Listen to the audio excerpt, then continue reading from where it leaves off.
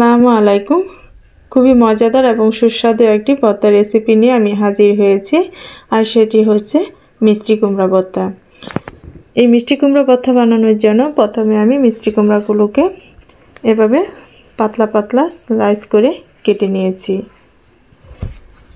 এখন আমি এখানে দিয়ে দেব অল্প একটু হলুদের গুঁড়া এবং অল্প একটু লবণ।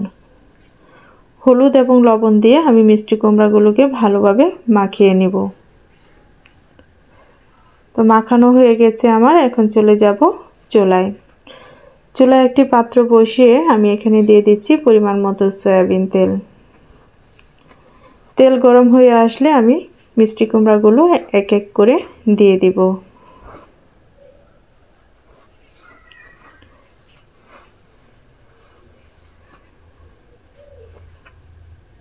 এখন আমি মিষ্টি কুমড়াগুলো ঢাকনা দিয়ে ঢেকে ভেজে নেব। মিষ্টি কুমড়া এক পাশ ভাজা হয়ে গেলে আরেক পাশে উল্টিয়ে দিব ভেজে নেওয়ার জন্য।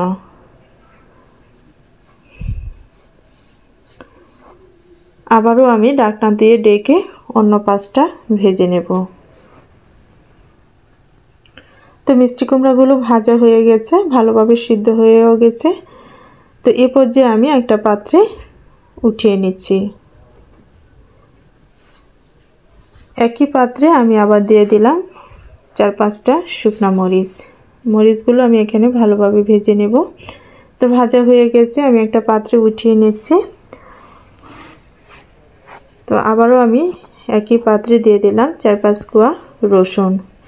রসুনটা কিছুক্ষণ ভেজে নিয়ে আমি এখানে দিয়ে দিচ্ছি পেঁয়াজ কুচি। পেঁয়াজ কুচিগুলো আমি সামান্য ভেজে নেব, বেশি ভাজবো না।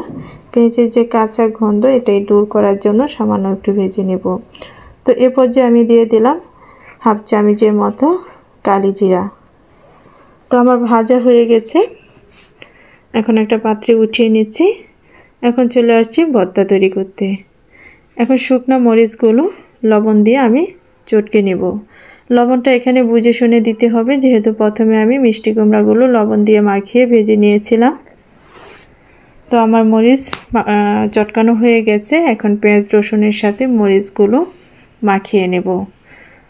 তো মাখানো হয়ে গেছে, এখানে আমি এখন দিয়ে দিব ধনিয়া পাতা কুচি। ধনিয়া পাতা কুচি ও পেঁয়াজ রসুনের সাথে আমি মাখিয়ে এখানে দিয়ে দিচ্ছি সামান্য সরিষার তেল। সরিষার তেলও সব উপকরণের সাথে মাখিয়ে নিচ্ছি। এখন আমি মিষ্টি কুমড়াগুলো সমস্ত উপকরণের সাথে মাখিয়ে নেব।